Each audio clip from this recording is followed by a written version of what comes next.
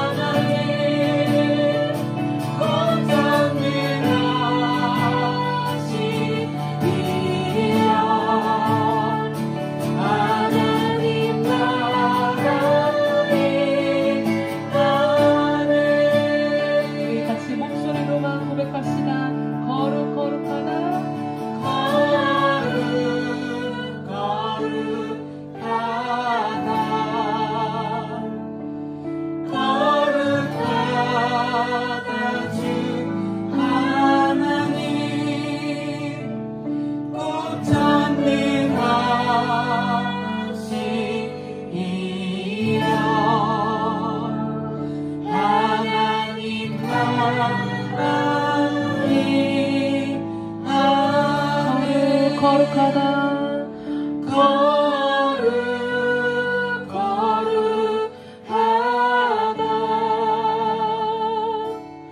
거룩하다 주 하나님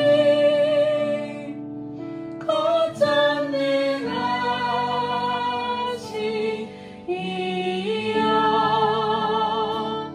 하나님 나라의 아멘.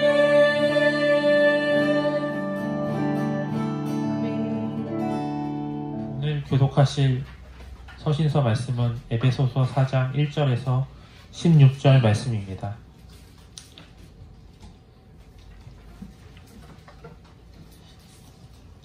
그러므로 주 안에서 갇힌 내가 너희를 권하노니 너희가 부르심을 받은 일에 합당하게 행하여 모든 겸손과 온유로 하고 오해 참음으로 사랑 가운데서 서로 용납하고 평안에 매는 줄로 성령이 하나 되게 하신 것을 힘써 지키라. 몸이 하나요 성령도 한 분이시니 이와 같이 너희가 부르심의 한 소망 안에서 부르심을 받았느니라. 주도 한 분이시요 믿음도 하나요 세례도 하나요 하나님도 한 분이시니 곧 만유의 아버지시라. 만유 위에 계시고 만유를 통일하시고 만유 가운데 계시도다. 우리 각 사람에게 그리스도의 선물의 분량대로 은혜를 주셨나니 그러므로 이르기를 그가 위로 올라가실 때에 사로잡혔던 자들을 사로잡으시고 사람들에게 선물을 주셨다 하였도다. 올라가셨다 하였은즉 땅 아래 낮은 곳으로 내리셨던 것이 아니면 무엇이냐. 내리셨던 그가 곧 모든 하늘 위에 오르신 자니 이는 만물을 충만하게 하려 하심이라. 그가 어떤 사람은 사도로 어떤 사람은 선지자로 어떤 사람은 복음 전하는 자로 어떤 사람은 목사와 교사로 삼으셨으니 이는 성도를 온전하게 하여 공사의 일을 하게 하며 그리스도의 몸을 세우려 하심이라. 우리가 다 하나님의 아들을 믿는 것과 아는 일에 하나가 되어 온전한 사람을 이루어 그리스도의 장성한 분량이 충만한 데까지 이르리니 이는 우리가 이제부터 어린아이가 되지 아니하여 사람의 속임수와 간사한 유혹에 빠져 온갖 교훈의 풍조에 밀려 요동하지 않게 하려 함이라. 오직 사랑 안에서 참된 것을 하여 범사에 그에게까지 자랄지라. 그는 머리니 곧 그리스도라. 그에게서 온 몸이 각 마디를 통하여 도움을 받음으로 연결되고 결합되어 각 지체의 분량대로 역사하여 그 몸을 자라게 하며 사랑 안에서 스스로 세우느니라. 아멘. 부르심의 이유가 있습니다. 라는 주제로 함께 하나님의 말씀 나누도록 하겠습니다. 노년의 바울이 아들 같은 디모데에게 마지막으로 쓴 편지에서 이런 기록을 남겼습니다. 군사로 복무하는 자는 자기 생활에 얽매이는 자가 하나도 없으니 이는 군사로 모집한 자를 기쁘게 하려 합니다. 이 글을 남겼어요. 바울이 이 글을 남긴 것은 바울 자신이나 그리고 디모데나 우리를 부르신 분이 있다라고 하는 것이고 우리는 그분에게 부름받은 존재다라고 하는 것을 말하는 것입니다. 그들이 이렇게 부름받을 만해서 부름받은 게 아닌 것이죠. 한 가지, 예수님의 구원을 받아들였다는 것, 그거 하나 때문에 그들은 부름을 받은 존재가 되었다는 것입니다. 우리가 예수를 믿게 된 것도 마찬가지죠. 우리가 종교를 선택한 것이 아니라 우리로 하여금 예수님을 알게 하시고 믿게 하심으로써 우리는 모두 하나님께로부터 부름받은 존재가 되었다는 것입니다. 부름받은 사람들. 어쩌면 신앙을 가진 우리들의 또 다른 이름일 것입니다. 근데 여기 한 가지 재미있는 사실이 있는데 부름을 받았다는 이 단어가요. 보니까 교회라는 단어, 에클레시아라는 단어의 어근과 같다는 거예요. 그 말은 주님이 우리를 부르시는데 어디로 부르신다는 거예요? 교회로 부르신다는 거예요. 교회는 그의 몸이니, 그렇죠? 당신의 몸 되는 교회로 우리를 부르신다라고 하는 것이죠. 바울은 오늘 말씀에서 이처럼 교회로 부름받은 사람들 향해 이렇게 말을 하고 있습니다. 너희는 부르심을 받은 일에 합당하게 행하라. 너희는 부르심을 받은 대로 합당하게 살라라고 말하는 거예요. 그러면서 그 합당한 삶을 2절 말씀에서 5가지로 우리에게 말을 해주고 있는데, 우리 2절 말씀 같이 읽어볼까요? 같이 읽겠습니다. 시작. 모든 겸손과 온유로 하고 오래 참음으로 사랑 가운데서 서로 용납하고. 아멘. 부름받은 사람들이 품고 있어야 될 5가지. 그게 뭔가? 첫째는 겸손입니다. 여기서 이 겸손이라고 하는 것은 절대 앞에서 자신을 낮추는 겸손을 말합니다. 우리는 말씀을 자신의 경험과 지식과 생각으로 쉽게 판단하는 경향이 있습니다. 하지만 여러분, 우리가 말씀 앞에 우리가 가져야 될 자세가 뭘까요? 우리의 지식을 내세우고 우리의 경험을 내세우는 것이 아니라, 또 우리가 뭔가를 비평하는 것이 아니라, 말씀 앞에 우리가 가져야 될 자세는 비평이 아니라 겸손인 것이죠. 그럴 때 우리는 우리를 부르신 분의 말씀을 청종하는 삶을 살 수가 있습니다. 여러분, 주님께서 우리에게 뭔가를 묵상을 통해서 말씀하실 때마다 그 말씀에 대해서 우리가 그것을 겸손하게 들을 때 우리는 그 말씀을 따라서 우리가 청종하는 삶을 살 수가 있는 것이죠. 그냥 듣는 것이 아닙니다. 겸손으로 듣는 것이 중요하다는 것입니다. 두 번째는 온유함입니다. 온유함은 나를 부르시는 그 말씀 앞에 내가 뭔가 이렇게 저항하거나 뭔가 다투지 않고 있는 그대로 그 말씀을 받아들이는 것을 말합니다. 우리는 말씀을 묵상하면서, 말씀을 읽으면서 많이 저항합니다. 많이 변명도 합니다. 많이 내 자신을 내세우기도 합니다. 하지만 온유함은 그렇지 않은 것이죠. 죄를 가진 인간의 특성을 보면요, 하나님께서 축복의 말씀을 하시잖아요. 그러면 그 축복의 말씀을 있는 그대로 받아들이지 않고 계속 의심하고 그래서 그것을 불신하고 그렇습니다. 그러니까 이렇게 자꾸 주님이 축복하실 말씀을 하시는데 그 말씀을 내가 있는 그대로 받아들이지 않고 정말 그럴까? 정말 나한테 이게 하시는 말씀일까? 이렇게 저항하니까 예수님의 말씀을 우리가 들으면서도 축복받는 삶을 살기가 어려운 거예요.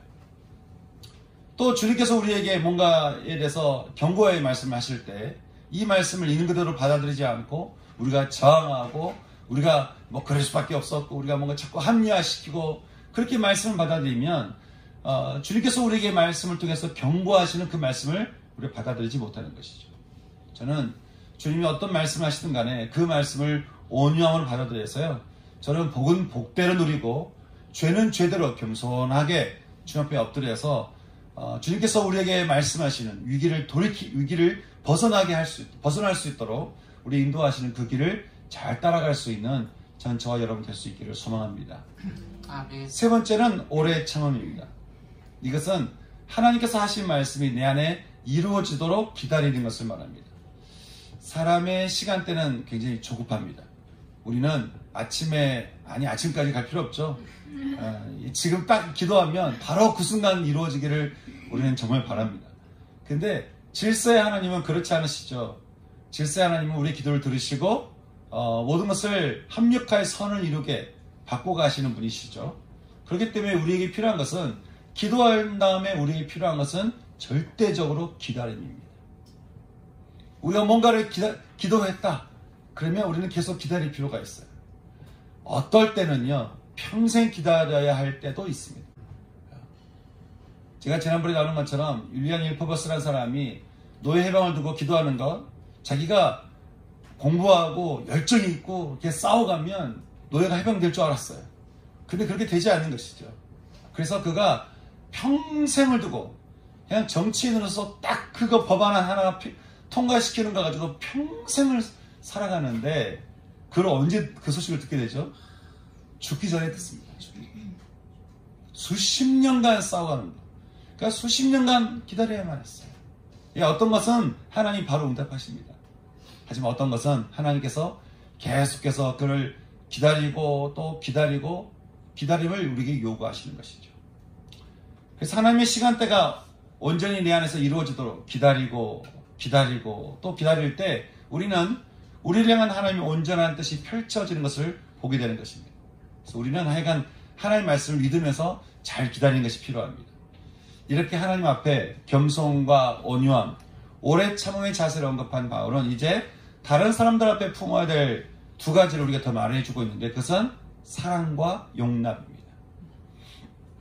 이것을 같이 언급한 것은 사랑과 용납이 같이 가기 때문에 그런 것이죠. 바울이 말하는 사랑이라고 하는 것은요, 아가페적인 사랑입니다. 그것은 자기애적 사랑을 말하는 게 아닙니다. 여러분, 우리가 먼저, 항상 우리를 먼저 사랑하면 다른 이들을 어떻게 우리가 사랑하고 용납할 수 있겠습니까? 세상은 나를 먼저 사랑해야 된다고 얘기합니다. 그래서 나의 감정이 더 중요하다고 얘기하죠. 내 감정을 먼저 챙겨야 되고, 나를 먼저 챙겨야 되고, 늘 나를 먼저 챙기라고 그렇게 얘기를 합니다. 근데 여러분, 주님이 우리에게 보여주신 사랑은 나를 먼저 챙기는 사랑이었습니까? 아니면 우리를 챙기는 사랑이었습니까? 주님이 우리를 보여주신 사랑은 자기적 사랑이 아니죠. 철저히 이타적인, 철저히 자신보다 우리를 중심으로 하는 그런 사랑이었습니다. 그렇다고 주님은 자신을 무시하지 않으셨습니다. 예수님은 하나님 앞에 자기가 어떤 존재인가를 분명히 아셨어요. 이게 중요한 것이죠. 또 하나님이 자신을 얼마나 사랑하시는지 자신을 향한 하나님의 사랑에 대해서 확고한 믿음이 있으셨어요. 내가 어떤 존재인가, 나를 향한 하나님의 사랑에 대해서 확고한 믿음을 갖고 계셨던 예수님이셨습니다. 그래서 주님은 그 사랑에 잇대어서 죽음의 자리에 서 있는 우리를 위해서 십자가에 오르셨고, 그 십자가의 자리에서 모든 수치와 모든 멸시와 모든 조롱거리와 모든 비난을 다 받으시면서도 그냥 희생하셨습니다. 그렇게 하나님을 향한 우리들의 모든 죄를 완전하게 용서해 주신 주님, 이것이 주님께서 우리에게 보이신 사랑과 용납이었어요. 그러니 여러분, 우리 역시 어떻게 이타적으로 사랑하며 용서할 수 있을까요? 그것은 우리 역시 우리를 위해 십자가에서 모든 피를 다 쏟아내신 그 골고다 언덕에서 그 피가 흐르는 십자가를 붙들던 마리아와 같이 우리를 완전하게 사랑하시는 그 십자가의 사랑을 우리가 받아들입니다. 여러분, 한번 생각해 보세요. 하나님께서 우리가 도대체 누구이간데 우리를 어떻게 생각하시길래 인간이 되셔서 십자가에서 모든 조롱을 다 당하면서 모든 피를 다 쏟으셨겠어요. 여러분, 이거는 우리에 대해서 어떤 마음을 가지고 계시는지 그 십자가에서 흐르는 피를 우리가 붙들고 있을 때 우리가 알 수 있는 거 아니겠어요? 그렇게 골고다 언덕에서 모든 피를 다 쏟아내시는 그 십자가의 피를 우리가 받아들일 때, 그래서 우리 안에 그 사랑이 흘러내리고 우리 마음에 그 사랑이 채워지면 채워질수록 우리 어떻게 되는 것이죠? 우리 역시 그 사랑 안에서 다른 사람을 사랑할 수 있는 힘을 얻게 되고, 우리는 누구든지 우리는 용서할 수 있는 그 힘을 우리가 얻게 되는 것이죠. 그러니 사랑하는 성도 여러분, 저는요, 참 우리의 신앙의 주소가 저는 항상 어디에 있어야 되느냐, 지금 우리에게 있는 것이 아니고요, 지금 우리가 뭔가를 원하고 바라고 소망하는 것에 있는 것이 아니고, 우리가 뭔가 원하는 어떤 모습이 있을 수 있어요. 여러분, 그건 우리 신앙이 아니에요. 우리의 신앙이 있어야 되는 현 주소가 있어요. 그것은 골고다 언덕입니다. 우리를 위해서 모든 피를 다 쏟아내시는 그 자리가 우리의 신앙의 주소야 된다는 거예요. 우리는 항상 거기에 있어야 돼요. 그래야 내가 어떤 존재인가를 알게 되고요, 그래야 내가 얼마나 용서받는 사람이라는 것을 알게 되고요, 그래야 나를 하나님 얼마나 사랑하시는 것을 알게 되고요, 그래야 그곳에서 나랑 사랑하시는 그 주님, 나를 충분히 용서하시는 주님의 용서에 잇대어서 우리는 다른 사람도 용서할 수가 있게 되는 것이죠. 저는 정말 우리의 신앙이 언제나 골고다에 있을 수 있는 저와 여러분 될 수 있기를 주님의 이름으로 축원합니다. 아멘. 이렇게 겸손과 온유와 오래 참음과 사랑과 용납함으로 살아가도록 우리를 부르시는 하나님은 궁극적으로 어떤 마음으로 우리를 이렇게 계속 부르시는 걸까? 여러분, 사회에서도요, 책임자가 여러분을 딱 부를 때 불러놓고 아무 말 하고 있지 않거나 그러지 않죠. 불러놓고 그리고 아무 말도 하지 않았다, 그러지 않잖아요. 우리를 책임자가 우리를 불렀을 때는 이유가 있는 거잖아요. 어떤 마음이 있는 거잖아요. 그런 것처럼 하나님께서 우리를 이렇게 부르셨을 때는 그 부르신 이유가 있다고 하는 것이죠. 우리를 부르셔서 이 소망 가운데로 부르시는 하나님 마음에는 어떤 이유가 있을까? 우리 그 이유, 첫 번째 이유에 대해서요, 4절부터 6절 말씀 함께 우리 같이 보도록 하겠습니다. 같이 읽을까요? 시작. 몸이 하나요 성령도 한 분이시니 이와 같이 너희가 부르심의 한 소망 안에서 부르심을 받았느니라. 주도 한 분이시요 믿음도 하나요 세례도 하나요 하나님도 한 분이시니. 예, 여기까지입니다. 주님이 우리를 부르신 이유에 대해서 바울이 지금 무슨 이야기를 하고 있을까요? 보니까 먼저는 몸이 하나다 그렇게 얘기하고 있죠. 여러분, 우리가 손 육체가 다 다릅니다. 근데 어떻게 우리 몸이 하나가 될 수 있는 걸까요? 여기서 말하는 이 몸이라고 하는 것은 무엇을 말하는 걸까? 1절에서 부름받은 일이라는 단어의 어근이 뭐와 같다고 했죠? 교회라고 했습니다. 그리고 에베소서 1장 23절 말하기를 교회는 그의 몸이다. 예수의 몸이다. 그러니 몸이 하나라는 말은요, 우리가 하나 되는 몸이 교회에 있다는 말이고, 그 교회는 하나 되는 예수의 몸이라고 하는 것을 말하는 것입니다. 그러니 그리스도도 한 분이시요. 3절 말씀에 평안을 매는 줄, 여기 이렇게 줄이라고 하는 이 단어가 골로새서 2장 19절 말씀 보니까 힘줄이라는 단어로 쓰이고 있어요. 그게 아주 적절한 것 같은데, 다시 말해서 그리스도와 평안하게 한 몸이 되도록 힘줄이 되어서 우리를 붙들고 계시는 성령님도 한 분이시요. 우리가 믿어야 하는 예수님에 대한 믿음도 하나예요. 우리를 그 한 몸으로 연합하게 하시는 세례도 하나예요. 이 모든 것을 주장하시는, 또 인도하시는 하나님도 한 분이십니다.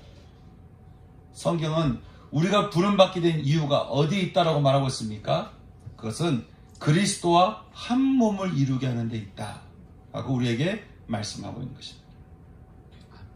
여러분, 주님이 우리를 하나의 소망 가운데로 부르신 이유가 어디에 있고, 우리가 힘써 지켜야 되는 것이 무엇이라는 거예요? 그리스도와 한 몸이 되는 것에 있다라고 말하는 거예요. 여러분, 우리가요, 우리를 부르신 뜻의 예수님과 한 몸이 되는 것에 있다는 사실을 믿게 되면요, 우리 삶에는 적지 않은 변화가 일어나게 됩니다. 여러분, 우리가 이곳에 모여서 예배를 드린 이유가 뭐겠습니까? 우리가 좋은 말씀을 듣고, 또 우리가 예배 가운데 우리가 뭔가 위로를 받으며, 그래서 내가 뭔가 마음이 만족하게 여러분 원하십니까? 예, 사람들은 일단 그런 마음이 많이 있는 것 같아요. 하지만 하나님께서 교회 가운데로 부르신 목적이 뭐예요? 예수님과 한 몸이 되도록 하기 위해서라는 거예요. 각자의 소견에 오른 대로 각자가 듣고 싶은 이야기를 들으려고 모인 것이 아니라, 이 자리에서 그리스도와 한 몸을 이루도록 하나님께서 우리를 교회로 부르셨다는 거예요. 그리고 예배의 목적이 뭐죠? 그리스도와 한 몸이 되는 거예요. 찬양하는 목적이 뭐죠? 그리스도와 한 몸이 되는 거예요. 우리가 교제하는 목적이 뭐죠? 그리스도와 한 몸이 되는 것입니다. 그렇게 따지면 여러분, 하나님께서 우리에게 왜 가정을 이루게 하셨을까요? 한 편 먹으려고요? 그러지 않죠. 그 가정을 통해 예수님과 그리스도와 한 몸이 되게 하기 위해서인 것입니다. 그래서 우리는 가정 가운데서 항상 생각해야 될 것이 있어요. 가정의 목적은 하나인 것이죠. 그것은 그리스도와 한 몸이 되는 것입니다. 교육할 때도 마찬가지예요. 아이들을 교육하는 목적이 뭐죠? 그리스도와 한 몸이 되게 하는 것입니다. 세상에 살 때도 마찬가지겠죠. 믿지 않는 사람이라 할지라도요, 그들과 한 직장으로 부르신 이유가 어디 있겠습니까? 그리스도와 한 몸이 되게 하기 위해서라고 하는 것입니다. 이게 참 좋은 사람과 한 몸이 되게 되는 것은 어렵지 않을 수 있는데, 대부분 우리 마음과 같지 않잖아요. 근데 그 마음과 같지 않은 사람과 함께 그리스도와 한 몸을 이루려면 여러분, 우리가 어떻게 해야 될까요? 그것을 두고 가만히 있겠습니까? 어쨌든 우리가 기도하겠고, 이것을 두고 또 몸부림치겠고, 뭐 하나님께 내가 언제까지 이래야 됩니까? 또 얘기하겠고, 하여간 어떻게든 기도 가운데 이것을 한 몸을 이루도록 우리가 하지 않겠어요? 여러분, 그러면 하나님께서 우리가 그렇게 기도할 때 그 기도를 무시하겠습니까? 그 기도에 응답하시고 우리가 점점점 그리스도와 한 몸을 이루게 하시겠죠. 여러분, 그렇게 하나님께서 우리를 부르신 이유가 예수님과 한 몸이 되게 하는 데 있다고 한다면, 우리 삶에 어떤 변화가 일어나겠습니까? 그 한 몸이 되기 위해서 우리는 더욱 겸손할 수밖에 없고요. 또 우리는 온유함을 따를 수밖에 없고, 또 우리는 오래 참을 수밖에 없고요. 십자가 앞에서 이타적으로 우리를 사랑하시는 그 사랑으로 우리는 용서하는 삶을 살려고 발버둥 칠 수밖에 없을 것입니다. 그러면 화평의 주님이, 우리가 그렇게 발버둥 칠 때 이제 주님이 어떻게 하시죠? 화평의 주님이 우리 가운데 막힌 담을 자신의 육체로 허시고는 우리를 먼저 하나님과의 관계에서, 그리고 서로를 화목케 하신다라고 성경은 우리에게 말씀해 주고 있습니다.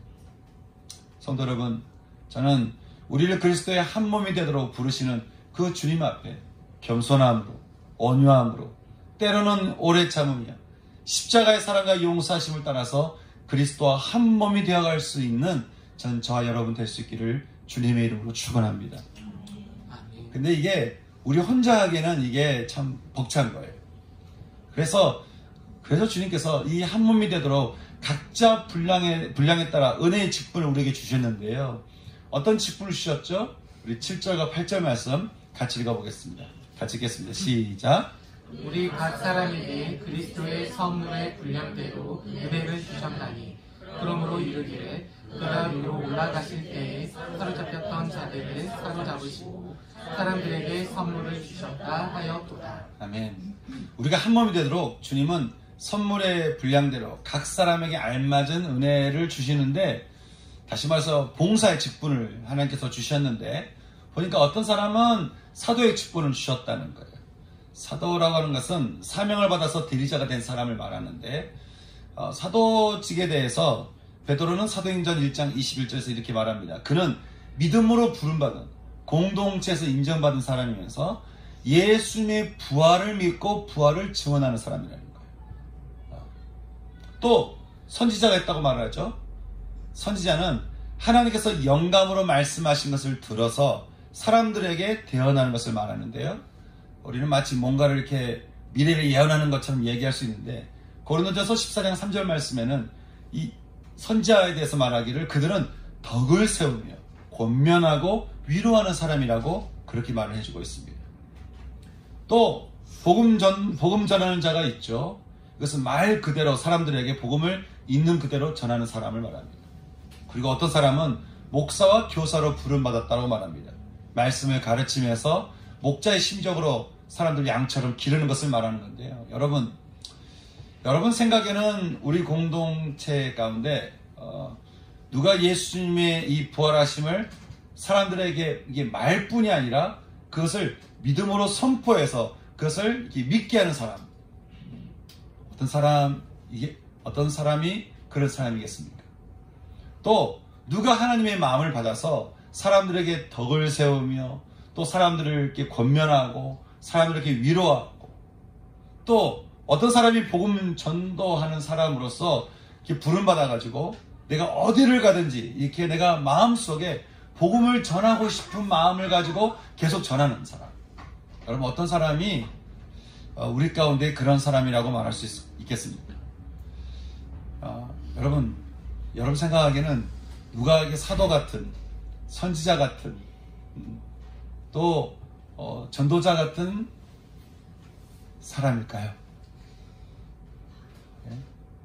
누가 그러겠습니까? 제가 생각하기에는 이렇게 말씀을 보면서 보니까 여기 해당되는 우리 성도들이 다 있는 것 같아요. 그게 많고 적고가 문제가 아니에요. 우리 가운데 하나님 부르신 그 부르심의 마음이 우리 가운데 다 있는 것이죠. 그런데 여러분, 우리가 각자의 분량대로 어떤 직분, 어떤 은혜의 선물을 받았든지 간에 중요한 것은요, 그 선물을 주시는 이유가 뭐라는 거예요? 그리스도와 한 몸을 이루게 하는 데 있다라고 하는 거예요. 이것에 대해서 12절 말씀에서 얘기하고 있는데, 12절 말씀하시죠. 이는 성도를 온전하게 하여 봉사의 일을 하게 하며 그리스도의 몸을 세우려 함이라고 우리에게 말씀하고 있습니다. 은사와 직분은 성도들을 온전하게 하며 서로 조화를 이루게 하며 또 봉사의 일을 하게 하며 섬기는 삶을 살게 하면서 결국 그리스도의 몸을 세우기 위함이라고 우리에게 말씀하고 있습니다. 이 말씀대로 하자면요, 뛰어난 은사는 없습니다. 뛰어난 은사라는 건 없습니다. 오직 그리스도의 한 몸만 있을 뿐입니다. 그래서 우리가 어떤 은사를 받았든 어떤 내가 직분을 받았든 그게 중요한 것은 아니죠. 제가 목사든 또 어떤 집사든 또 어떤 사람이 어떤 또 그런 직분이 있든 그건 중요하지 않아요. 중요한 것은 우리가 어떤 직분을 받았느냐가 중요한 것이 아니라 우리에게 주신 은사와 또 우리에게 주신 달란트와 우리에게 주신 하나님께 주신 선물을 가지고 우리가 그리스도와 한 몸을 이루고 있느냐, 이것이 중요하다고 하는 것이. 그러니 우리가 부름받은 대로 그리스도 한 몸을 이루는 이 직분자가 되는 것이 중요한 것이죠. 저는 우리의 신앙이 우리 교회가 그리스도 한 몸을 이룰 수 있는 그런 참 은총이 있기를 소망하는데요. 그런데 여기서 우리가 또 한 가지 기억해야 될 것이 있습니다. 그것은 하나님께서 우리를 부르신 이유가 그리스도와 한 몸을 이루는 것에만 있느냐, 한 가지를 더 있는 것이에요. 우리 13절 말씀 다 같이 읽어보겠습니다. 같이 읽겠습니다. 시작. 우리가 다 하나님의 아들을 믿는 것과 나는 이에 하나가 되어 온전한 사람을 이루어 그리스도의 장성한 분량이 충만한 데까지 이르리니. 아멘. 하나님께서 우리를 부르시는 또 하나의 이유에 대해서 성경은 말하기를 그것은 믿는 것과 아는 일에 하나가 되는 데 있다라고 말씀하는 거예요. 여러분, 믿는 것과 아는 일에 하나가 되는 것은 우리가 알고 있는 모든 사실은 성경을 여러분 읽으면서 많은 것을 알잖아요. 우리가 알고 있는 모든 것은 믿음으로 가야 되고요.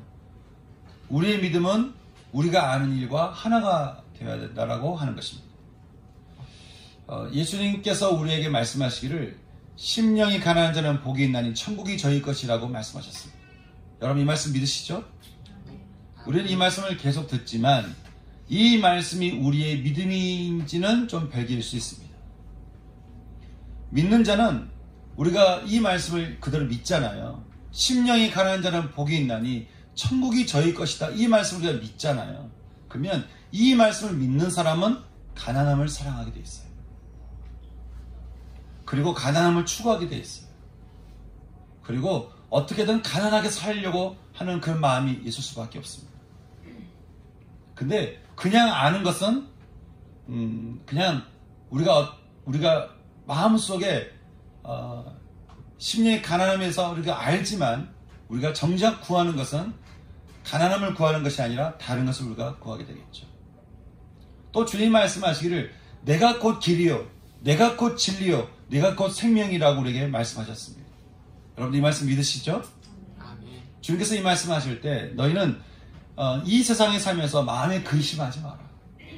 내가 길이고 내가 진리고 내가 생명이니 너희는 근심하지 마라. 하나님을 믿으니 또 나를 믿어라. 나로 말미암지 않고는 아버지께로 올 자가 없다라고 그렇게 말씀하셨습니다. 여러분, 이 말씀을 우리가 믿게 되면 어떻게 될까요? 이것을 아는 것으로 그치는 것이 아니라 이 말씀을 우리가 믿게 되면 우리는 우리 인생의 길을 두고 우리는 예수님께 계속 끊임없이 우리는 기도하게 될 것입니다. 하나님, 내가 어느 길을 가야 됩니까? 하나님, 내가 지금 어느 길에 서 있습니까?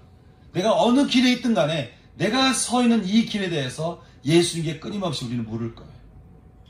그리고 무엇이 옳고 그른가에 대해서 우리가 헷갈릴 때, 우리가 정말 무엇이 옳은가를 우리가 갈구하는 마음이 있을 때 우리는 누구를 찾게 되는 것이죠?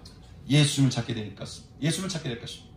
그리고 생명이 오직 예수님께 있는 줄 알아서 손에서 절대로 예수님을 놓치지 않을 겁니다. 그래서 우리는 예수님을 통해서 하나님 아버지의 사랑을 우리는 맛보아 알게 될 것입니다.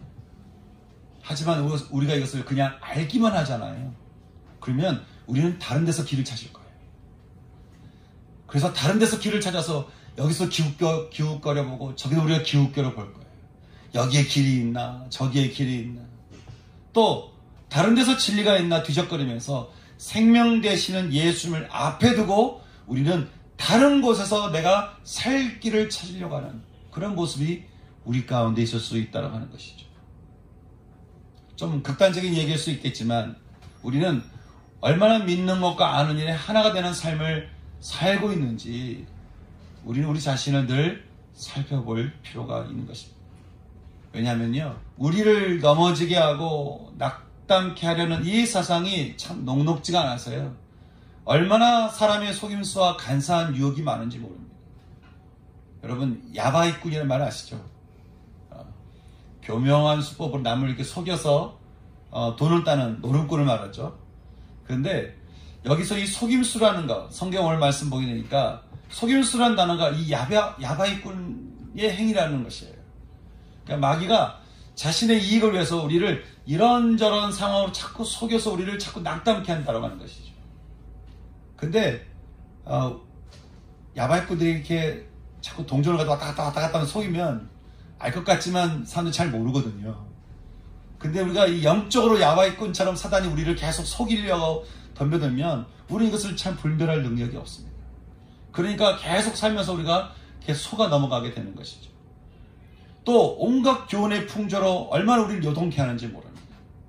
제가 책을 좋아하니까 매주 이렇게 서점에 가보면 수많은 개발사들이 있고 이 세상을 헤쳐나가는 해법들에 대한 책들이 얼마나 많이 있는지 몰라요. 제가 이런 책을 보면 꼭 이렇게 살아야 될 것 같고 저런 책을 보면 꼭 저렇게 살아야 될 것 같아요. 다들 자기가 옳다고 얘기하는 것이죠. 우리가 어떤 걸 따라야 되는 걸까요? 우리는 날마다 쏟아져 나오는 정보를 기계 하나를 통해서 살펴보는 시대가 되었습니다. 그래서 얼마나 세상의 속임수와 간사한 유혹에 빠져서 온갖 교훈의 풍조에 밀려서 우리는 얼마나 요동하는지 모릅니다. 우리가 어떻게 하면 우리가 믿는 것과 아는 것이 하나가 되어서 그리스도의 장성한 분량이 충만한 데까지 이르는 사람이 될 수 있을까? 우리는 어떻게 그렇게 그리스도와 한 몸을 이룰 수 있는 아는 대로 그치는 것이 아니라 우리에게 듣는 모든 것이 내가 믿음이 될 수 있을까? 여기에 대해서요 15절 말씀에서 바울은 우리에게 이렇게 말을 해주고 있습니다. 15절 말씀 우리 같이 읽겠습니다. 시작.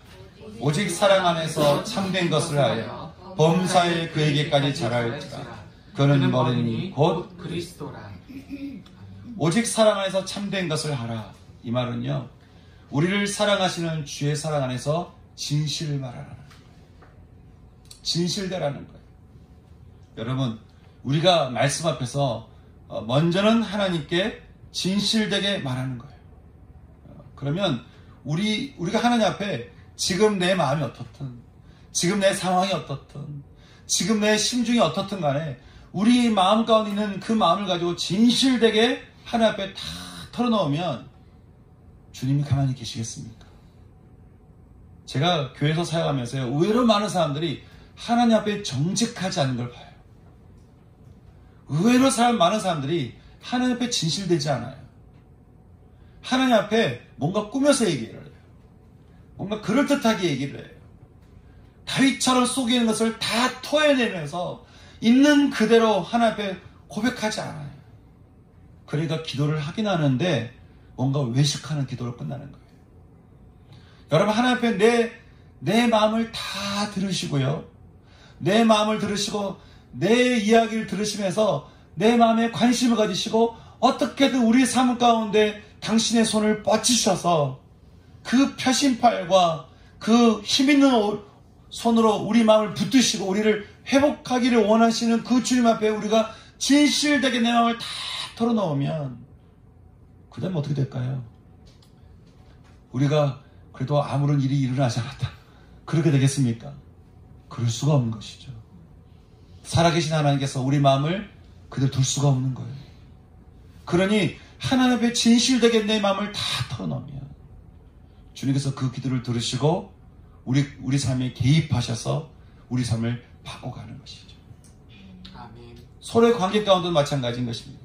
우리가 서로 말씀 앞에서 우리가 말씀을 두고 서로 우리가 진실하게 대할 때 우리를 부르시는 분 안에서 그래도 우리는 겸손과 온유함과 오래 참음과 또 그리고 서로를 사랑하면서 용납하는 삶을 우리가 살 수 있는 건 아니겠습니까? 여러분 그렇게 우리가 하나님과 사람 앞에서 우리가 진실되게 살아갈 때 우리는요 하나님께서 하시는 그 말씀을 아는 것으로 그치는 것이 아니라 이것이 우리 가운데 믿음이 되어가는 것을 우리가 경험하게 되는 것이에요.